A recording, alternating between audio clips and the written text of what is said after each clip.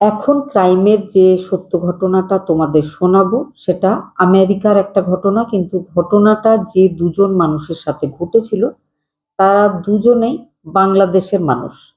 বাংলাদেশের সাথে জড়িয়ে রয়েছে ক্রাইমের এই সত্য ঘটনা। এটা কিন্তু এখনো অনগোয়িং একটা কেসটা নিজের শেষ সিদ্ধান্ত পর্যন্ত পৌঁছায়নি। আর যে অভিযুক্ত, সে সত্যি সত্যিই যে অভিযুক্ত বা সেই যে অপরাধী সেটা এখনো প্রমাণ হয়ে যায়নি।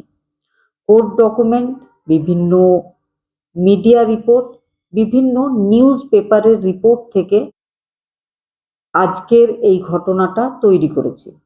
আমেরিকাতে বলা হয় suspect is innocent until proven guilty. যতক্ষণ না অভিযুক্তর অপরাধ প্রমাণ হচ্ছে ততক্ষণ তাকে অপরাধী বা গিলটি বলা চলে না। তো জামির আহমেদ লিমন বাংলাদেশের একজন ছেলে, বয়স ছিল 27 বছর।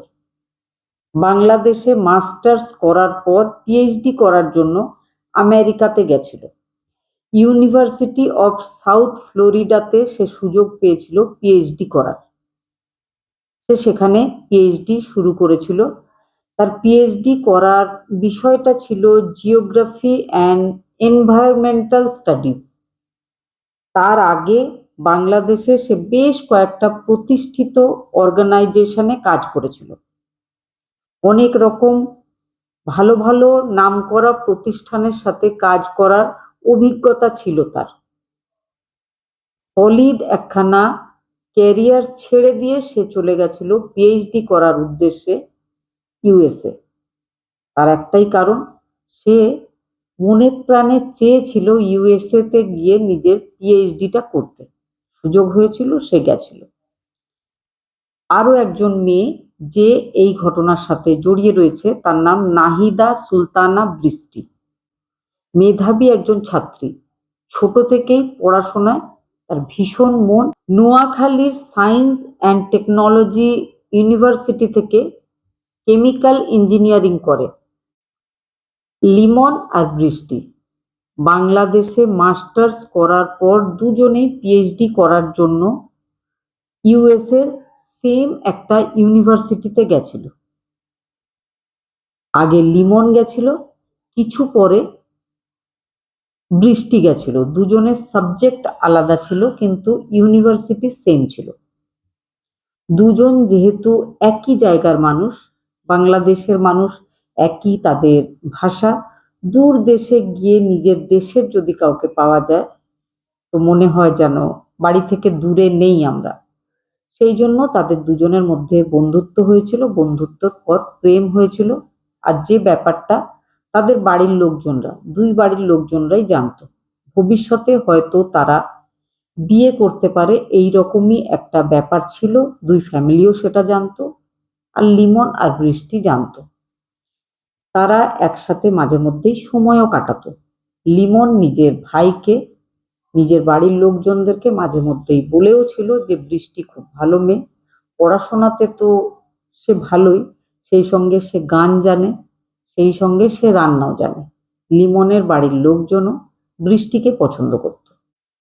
এবার বলি, লিমন আমেরিকাতে থাকার জন্য এভলন হাইটস নামের একটা অ্যাপার্টমেন্টে রেন্টে রুম নিয়েছিল। সেখানে তার মতো আরো অনেক ছাত্র বা কেউ কেউ জব করতো সেখানে। তো ওখানে একটা একটা রুম নিয়ে প্রত্যেক রুমের যে মানুষজন তাদেরকে লটারির মাধ্যমে সিলেক্ট করা হতো। মনে করুন আপনি হয়তো আছেন সেখানকার একটা রুমে, ঠিক পাশের রুমে কে আছে সেটা আপনার পরিচিত নয়। লিমন যে ফ্ল্যাটটাতে থাকতো সেখানে তিনখানা রুম ছিল।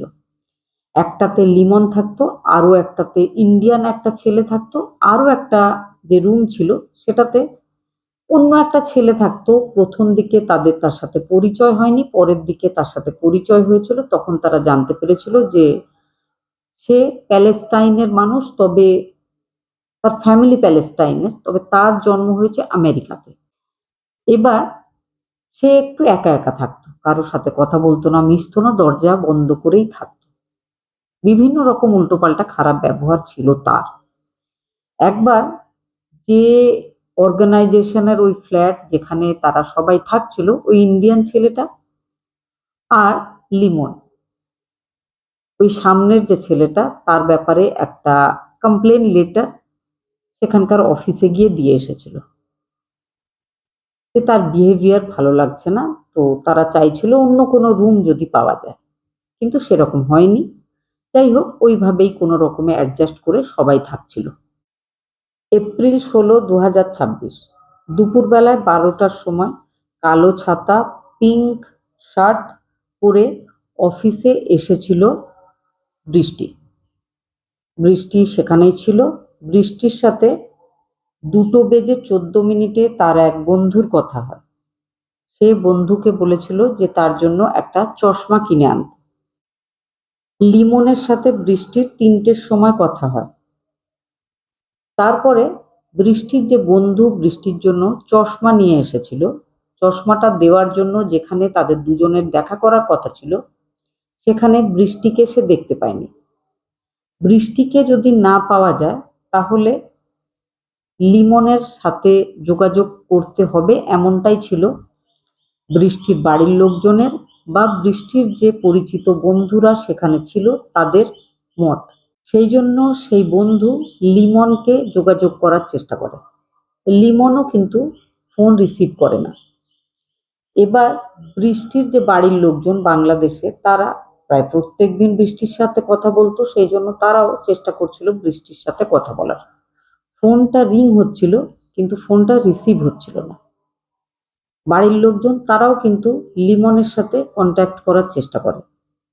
সেটাও যখন তারা পারছিল না, তখন বৃষ্টির ওই বন্ধুকে, যে চশমা এনেছিল, তাকে ব্যাপারটা জানানো হলে সে পুলিশে জানিয়েছিল ব্যাপারটা। আমেরিকার মতো একটা দেশ, তাদের নিয়ম কানুন অনেকটাই আলাদা। 24 ঘন্টা পরে তারা বলেছিল দুজন প্রাপ্তবয়স্ক মানুষজন, দুজন পরস্পরের সাথে ঘনিষ্ঠ সম্পর্কে রয়েছে, তাদেরকে একদিন পাওয়া যাচ্ছে না, এটা কিন্তু খুব একটা চিন্তার বিষয় নয় বলেই আমেরিকান ডিটেকটিভ এজেন্সির মনে হয়েছিল। সেই জন্য তাদেরকে খোঁজাখুঁজির কোনো রকম চেষ্টা করা হয়নি। নেক্সট ডে বিকেল বেলায় 4টের সময় বৃষ্টির লাঞ্চ বক্স, বৃষ্টির ল্যাপটপ, আইপড, ম্যাকবুক, পার্স সব কিন্তু তার অফিসের টেবিলে রাখা আছে। শুধু বৃষ্টি নেই। এইভাবে সে ওখানে সবকিছু রেখে দিয়ে কিন্তু চলেও যায় না। তাহলে সে কোথায় গেল? এই প্রশ্নটা ছিল বৃষ্টিকে যারা চিনত তাদের মনের মধ্যে। 16 তারিখের পর একটা একটা করে দিন কাটতে কাটতে যখন 21 এপ্রিল আসে, মানে 3 দিন পর অফিসিয়াল ভাবে অ্যানাউন্স করা হয় যে ইউনিভার্সিটি অফ সাউথ ফ্লোরিডার দুজন স্টুডেন্ট মিসিং হয়েছে। এবার এই ব্যাপারটা আমেরিকান ডিটেকটিভ এজেন্সির হাতে যায়। 21 থেকে 23 পর্যন্ত সব জায়গায় খোঁজা হয়, তাদের দুজনের ফোনেরও লোকেশন দেখে তাদেরকে খোঁজার চেষ্টা করা হয়। কোথাও কোনো রকম ক্লু যখন খুঁজে পাওয়া যায় না, এবার 23 এপ্রিল থেকে দুজনকে বিভিন্ন ময়লা ফেলার জায়গায়, যেখানে ময়লা নষ্ট করা হয়, এমন জায়গায় খুঁজতে শুরু করে ডিটেকটিভদের টিম। লিমনদের বাড়ির কাছাকাছি যে ময়লা ফেলার জায়গা, সেখানে লিমনের রক্তমাখা জামা, পার্স, চশমা, বৃষ্টির আইফোনের কভার, এগুলো উদ্ধার হয়। লিমনদের ওই ফ্ল্যাট, যেখানে আরো দুজন ছেলেও কিন্তু রেন্টে থাকতো, সেখানে গেছিল ডিটেকটিভদের টিম।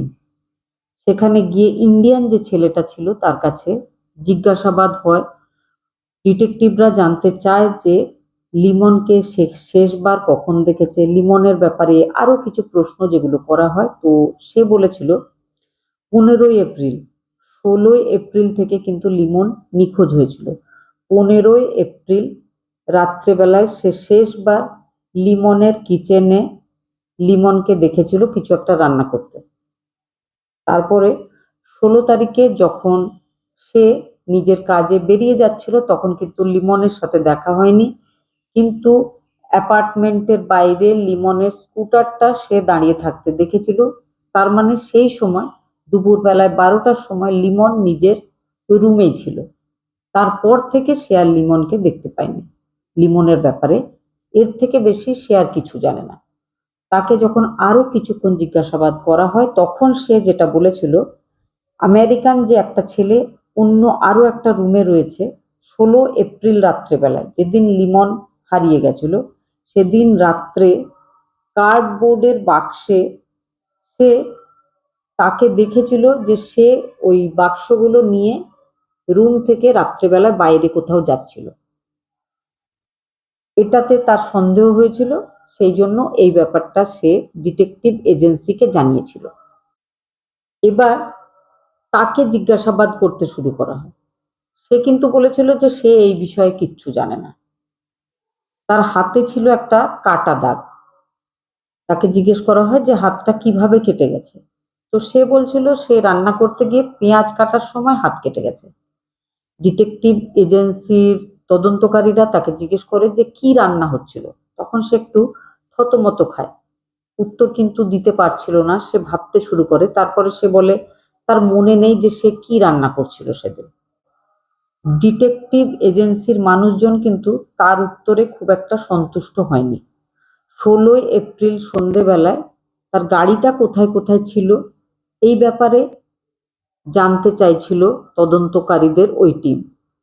তখন তারা দেখেছিল সন্ধেবেলায় 7টা বেজে 53 মিনিটে তার গাড়ি সে যেখানে থাকে সেখান থেকে 20 কিলোমিটার দূরে গেছিল। সাধারণত সে নিজের রুমেই বন্ধ থাকতে ভালোবাসতো, একা কারো সাথে কথা বলতো না। সে হঠাৎ করে রাত্রেবেলায় 7টা 53তে কেন বেরিয়েছিল সেই ব্যাপারটা তাকে জানতে চাওয়া হয়। সে কিন্তু ঠিক মতো উত্তর দিতে পারেনি। এবার তদন্তকারী টিম তার ব্যাকগ্রাউন্ড চেক করতে শুরু করে, সে কেমন লোক, কাদের সাথে তার ওঠা বসা এগুলো জানছিল। সেই সঙ্গে জানার চেষ্টা করছিল যে তার যে গাড়ি, সেই গাড়িটা আর কোথায় কোথায় গেছিল সেদিন। এবার তদন্ত টিম দেখে যে 7টা বেজে 43 মিনিটে সেই দিন 16 এপ্রিল লিমনের মোবাইল ও তার গাড়ির লোকেশন সেম ছিল। ক্লিয়ার ওয়াটার নামের একটা জায়গায় রাত 1টার সময়ও কিন্তু দুটোর লোকেশন সেম জায়গায় ছিল। এবার বলি, আমেরিকার যে গাড়িগুলো সেগুলোর একটা লোকেশন, সেটাও কিন্তু ট্রেস হয়, পরবর্তীকালে দরকার হলে সেগুলো দেখা যায়। বিভিন্ন রাস্তাতে যে ট্রাফিক লাইট লাগানো থাকে, বিভিন্ন টোল প্লাজা থাকে, সব জায়গাতেই লাগানো থাকে জিপিএস ক্যামেরা। সেই রাস্তা দিয়ে যে কোনো গাড়ি যখন যায় নম্বর সহ সেগুলো সব রেকর্ড হয়ে থাকে, কখন কটার সময় কোন নম্বরের গাড়ি কোথায় কোথায় দিয়ে যাচ্ছে। পুলিশ লিমনের পাশের রুমের যে ছেলেটার উপর সন্দেহ করছিল তার নাম ছিল আবু গারবি, বয়স ছিল 26 বছর। তার লোকেশন দেখতে দেখতে দেখা যায় যে সেখানকার একটা ব্রিজের ওপরে রাত্রেবেলায় 1টার সময় তার গাড়িটা 3 মিনিট 3 মিনিট করে দুবার দাঁড়িয়েছিল, তারপর ফিরে আবার নিজের রুমের দিকে এসেছিল। তার কাছে আবারও জিজ্ঞাসাবাদ হয়, ক্লিয়ার ওয়াটারে কেন গেছিলেন আপনি? সে বলে না, কই যায়নি তো। তখন বলে আপনার গাড়ির হিস্ট্রিতে দেখা গেছে আপনি গেছেন। যখন সে বলে না আমি যাইনি, তখন সেই যে গাড়ির ট্র্যাকার, তার যে ম্যাপ, সে কোথায় কোথায় কোন কোন রাস্তা দিয়ে গেছে সেটা তাকে দেখানো হয়। তখন সে বলে হ্যাঁ গেছিলাম। তখন তাকে জানতে চাওয়া হয় যে লিমন আর বৃষ্টিকে আপনি সঙ্গে নিয়ে গেছিলেন কেন? তখন সে একটু ঘাবড়ে যায়, তারপরে নিজেকে সামলে নিয়ে বলে যে লিমন আর বৃষ্টি আমার কাছে লিফট চেয়েছিল, সেই জন্য আমি তাদেরকে সঙ্গে করে ওখানে নিয়ে গেছিলাম, ওখানে আমি ছেড়ে দিয়েছিলাম। সে নানা রকম ভাবে কিন্তু তদন্তকারী দলকে বোঝাবার বা সন্তুষ্ট করার চেষ্টা করে যাচ্ছিল। ডান হাতে বেশ কয়েকটা কাটা ছেঁড়ার দাগ ছিল। তদন্তকারী টিমের তার উপর পুরোপুরি সন্দেহ হচ্ছিল, কিন্তু তাকে অপরাধী প্রমাণ করার আগে যেটা প্রয়োজন ছিল যে যে দুজন হারিয়ে গেছে তাদের বডি দুটো খুঁজে বের করা। যতক্ষণ না তাদের মৃতদেহ পাওয়া যাচ্ছে ততক্ষণ কিন্তু কোনোভাবেই প্রমাণ হয় না যে সত্যি সত্যিই তারা মারা গেছে বা এই অপরাধী তাদেরকে মেরে ফেলেছে, যেহেতু তখনও বডি পাওয়া যায়নি। এপ্রিল মাসের 24 তারিখে সেখানে পুলিশ পৌঁছায়। পুলিশ ওই এলাকার তল্লাশি চালায়। জলে নেমে ডুবুরির দল তল্লাশি করে। শক্ত কালো পলিথিন, প্রচণ্ড গন্ধসহ পলিথিন। সেই পলিথিন খুলে দেখা গেছিল তাতে একটা মানুষের বডি ছিল, আর বডিটা ছিল লিমনের। একটা বড় পলিথিনে একটা মানুষের পুরো বডিটাকে ঢোকাবার জন্য যেভাবে দুমড়ে মুচড়ে কেটে ছিঁড়ে ব্যবস্থা করতে হয়, ঠিক সেইভাবেই চেষ্টা করে সেই পলিথিনের ভেতরে লিমনকে কোনো রকমে গুজে দেওয়া হয়েছিল। এবার ডিটেকটিভদের টিম আবারও তার রুমে গেছিল তার কাছে জিজ্ঞাসাবাদ করার জন্য। সেখানে গিয়ে দেখা যায় তার রুমে তালা দেওয়া রয়েছে, সে কিন্তু রুমে নেই। সে না থাকলেও তার রুমের তালা খুলে ভেতরে যখন চেক করা হয় তখন দেখা যায় যেমন ধরনের মোটা কালো প্লাস্টিকে লিমনের বডিটা পাওয়া গেছিল সেই রকম বেশ কয়েকটা পলিথিন তার বেডের তলায় রাখা রয়েছে। সেম কোম্পানি, সেম ব্র্যান্ডের কালো পলিথিন। এই ব্যাপারগুলো কিন্তু প্রমাণ করছিল যে এই ঘটনাটা সেই ঘটিয়েছে লিমনের সাথে। লিমনের রুমে যখন গিয়ে তদন্ত টিম সার্চ করছিল তখন তার ক্রেডিট কার্ড, জুতো, কালো ছাতা এগুলো পাওয়া যায়। এই ব্যাপারটা এটাও পরিষ্কার করে দেয় যে সেই দিন দুপুরবেলায় বৃষ্টি তার বয়ফ্রেন্ডের বাড়িতে এসেছিল। ঘর পরিষ্কার পরিচ্ছন্ন, ধোয়া মোছা।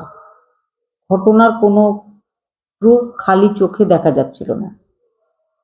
কিন্তু এখন উন্নত টেকনোলজি, ফরেন্সিক এক্সপার্টের টিম যায় সেখানে। লুমিনল নামের একটা কেমিক্যাল ছিটিয়ে দিয়েছিল। তখন রক্তের বিভিন্ন দাগগুলো আবার ভেসে উঠেছিল। কিচেন থেকে হল পর্যন্ত ছিল রক্তের দাগ, যেগুলোকে পরে ধুয়ে মুছে পরিষ্কার করা হচ্ছিল। বোঝা যায় পুলিশের কাছে কিন্তু এবার ধীরে ধীরে পরিষ্কার হয়ে যাচ্ছিল যে ওই 26 বছরের পাশের রুমে যে ছেলেটা থাকতো সে এই ঘটনা ঘটিয়েছে। কিন্তু তার সাথে লিমন বা বৃষ্টির কিসের শত্রুতা, তার ব্যাপারে যখন আরো তদন্ত করা হয় তখন জানা যায় যে বাবা মা দুজনেই প্যালেস্টাইনিয়ান। ফ্লোরিডাতে তারা থাকতো। কলেজ থেকে ড্রপ আউট। মে 2023-এ নির্দোষ মানুষকে এতটা মারধর করেছিল, একটা জায়গায় চুরি করেছিল, সেই জন্য তাকে জেলে পাঠানো হয়েছিল। কিন্তু আমেরিকাতে একটা নিয়ম রয়েছে, প্রথমবার যখন কেউ অপরাধ করে তো তাকে একটা টাস্ক দেওয়া হয়। সেই কাজটা যদি ঠিক ঠিক সে করতে পারে তাহলে তাকে কিন্তু ছেড়ে দেওয়া হয়, যাতে তার জীবনটা নষ্ট না হয়। এক্ষেত্রে সে নিজের টাস্ক কমপ্লিট করেছিল, সেই জন্য তাকে ক্ষমা করা হয়, তাকে জেল থেকে ছাড় দেওয়া হয়েছিল। 2023-এ এই ঘটনা ঘটে। জেল থেকে চলে আসার পর 2023-এই আরো একবার তার ফ্যামিলি, তার ভাই আর তার মা, তার ভাইয়ের নাম ছিল আহমেদ আবু গর্বি, তারা দুজনে সেই বড় ছেলের বিরুদ্ধে আবারও একটা কেস করেছিল পুলিশ টিমের কাছে। তার ভাই যখন তার ব্যাপারে জিজ্ঞাসাবাদ হয় সে বলেছিল যে সে এমন একটা ছেলে, তার সাথে কারোর থাকা উচিত না, তার একা থাকা উচিত। সে তো একবার আমাকে এত মেরেছিল যে আমি হয়তো মারাই যেতাম। তার মা তদন্তকারী টিমকে বলেছিল যে একটা ছোট্ট কথায় তার সাথে একবার কথা কাটাকাটি হয়েছিল, সে সারা বাড়ির জিনিসপত্র ভাঙচুর করে দিয়েছিল। সে রাত্রেবেলায় 2-3টের সময় মাঝে মধ্যেই উঠে চিৎকার করত। সে বলতো আমি গড, আমি জিসাস ক্রাইস্ট, আমাকে সবাই মানতে শুরু করো, আমার সামনে তোমরা প্রেয়ার করতে শুরু করো, আমার কাছে তোমরা ক্ষমা চাও। তদন্তকারী টিম তার ব্যাপারে তার ফ্যামিলির কাছ থেকে এইসব কথা জানার পরে বুঝতে পেরেছিল যে সে আসলে একজন সাইকো। তদন্তকারী অফিসাররা তাকে খুঁজছিল। তাকে খুঁজতে খুঁজতে তার বাড়ির লোকজন যেখানে থাকে সেখানে গেছিল। অন্যদিকে তার বোন, তার নিজের বোন পুলিশ টিমকে ফোন করে জানিয়েছিল যে সে বাড়িতে রয়েছে। পুলিশ টিম তাকে ধরতে যায়। 1.5 ঘন্টা চেষ্টা করার পর তাকে পুলিশ টিম নিজের সাথে অ্যারেস্ট করে ধরে আনতে সক্ষম হয়েছিল। কিন্তু এই যে ব্যাপারটা যেই জন্য তাকে অ্যারেস্ট করা হয় সেটা কিন্তু লিমন আর বৃষ্টির ব্যাপারে তাকে অ্যারেস্ট করা হয়নি। তার নিজের ছোট বোন, সে বলেছিল ওই সমস্ত ঘটনা ঘটাবার পর সে কিন্তু নিজের বাড়িতে 24 এপ্রিল ফিরে এসেছিল। নিজের বাড়িতে সে একটা টাওয়েল পরে খালি গায়ে বসে গেম খেলছিল।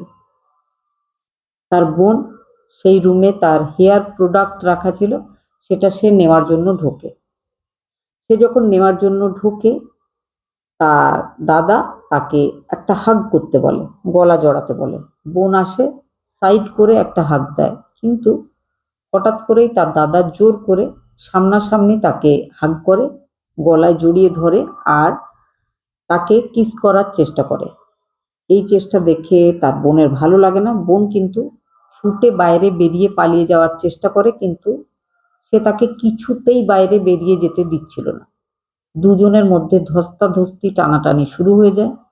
দাদা কিন্তু তাকে ধরে দরজা বন্ধ করে তার সাথে কোনো রকম খারাপ ব্যবহার করার চেষ্টা করেছিল, কিন্তু বোন আপ্রাণ চেষ্টা করে কোনো রকমে সেই সময় নিজেকে রক্ষা করে সেই রুম থেকে ছুটে বেরিয়ে যায়।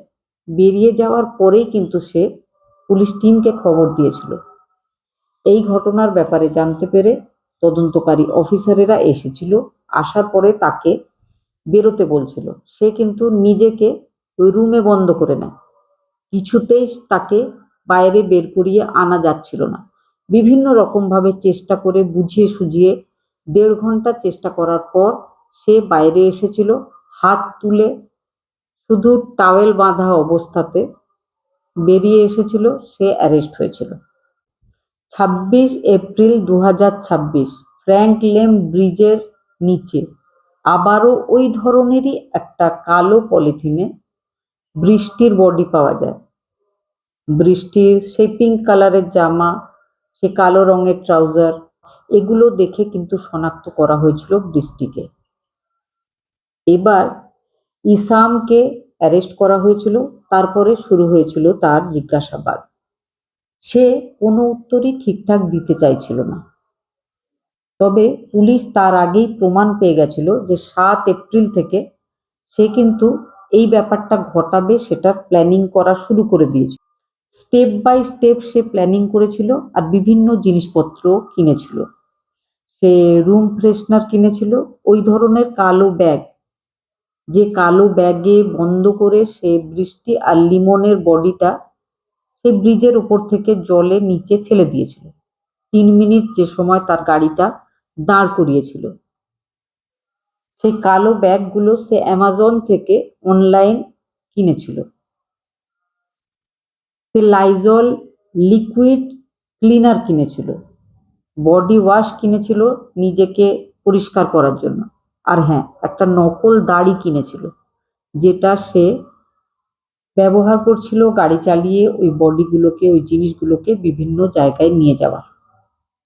এই যে এতগুলো ঘটনা এইভাবে সে ঘটিয়ে ফেলেছিল,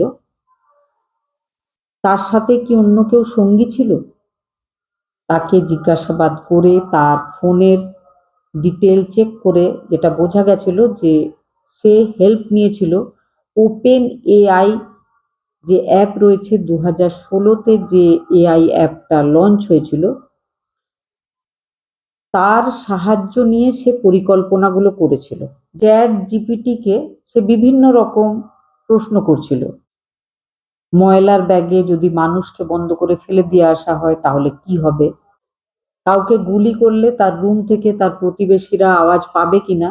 সে কিন্তু লিমন বা বৃষ্টি কাউকে গুলি করেনি। তাদের বডির অবস্থা দেখে বোঝা গেছিল যে সে ধারালো কোনো অস্ত্র ব্যবহার করেছে তাদের দুজনকে মেরে ফেলার জন্য। সে চ্যাট জিপিটিকে প্রশ্ন করেছে যে গাড়ির ট্রেস কি করে বন্ধ করা যায়, কি করে কেউ বুঝবে না যে তার গাড়িটা কোথায় কোথায় যাচ্ছে। এপ্রিল মাসের শুরু থেকেই সে এই ধরনের প্রশ্নগুলো চ্যাট জিপিটির কাছে করছিল। তো প্রশ্নগুলো দেখার পরে বোঝাই যাচ্ছিল যে সে এই ঘটনাগুলো ঘটিয়েছে, প্ল্যান করে ঘটিয়েছে। এখনো কিন্তু তাকে কোনো রকম শাস্তি দেওয়া হয়নি। 18 থেকে 36 মাসের মধ্যে সেখানে এই সমস্ত ঘটনার শুনানি হয়ে যায়। ভবিষ্যতে বোঝা যাবে যে তাকে কি শাস্তি দেওয়া হচ্ছে। তবে এই ঘটনাটা বলে কারোর মন খারাপ করে দেওয়ার উদ্দেশ্য একদম ছিল না। একটা কথা বলতে চাই যে বিভিন্ন জায়গার ছেলেমেয়েরা পড়ার জন্য বাইরে যায়, নিজের এরিয়া ছেড়ে অন্য কোথাও যায়, অন্য কোথাও রুম নিয়ে থাকে। মানুষ এগিয়ে যাওয়ার জন্য এই সমস্ত কাজগুলো করবে, অবশ্যই করবে। তবে হ্যাঁ, খুব সাবধান থাকার দরকার আছে। যখন কোথাও কোনো রুমে মানুষজন থাকে, আশেপাশের কোনো রুমমেটকে যদি ঠিকঠাক না মনে হয়, অসুবিধাজনক বলে মনে হয়, এমন মনে হয় যে মানসিক কোনো অসুবিধা আছে তার মধ্যে, সঙ্গে সঙ্গে কিন্তু অন্য রাস্তা দেখতে হবে, রুম চেঞ্জ করতে হবে, টাকা পয়সার সময় অবশ্যই নষ্ট হবে। তবে হয়তো জীবনটা বাঁচানো যাবে। ভেবে দেখার দরকার আছে। সব সময় কিন্তু ঝামেলা এড়িয়ে যেতে নেই, দরকার পড়লে সেগুলো করতে হয়। ঘটনাটা জানার পরে আপনাদের কি মনে হয়েছে অবশ্যই কমেন্টে জানাবার চেষ্টা করবেন। ভালো থাকবেন, সাবধানে থাকবেন।